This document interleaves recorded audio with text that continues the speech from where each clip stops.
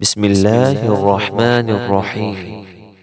إذا السماء انفطرت وإذا الكواكب انتثرت وإذا البحار فجرت وإذا القبور بعثرت علمت نفس ما قدمت وأخرت.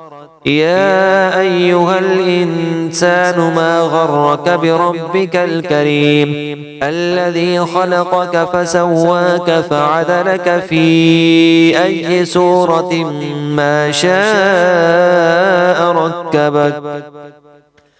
كلا بل تكذبون بالدين وإن عليكم لحافظين كراما كاتبين يعلمون ما تفعلون.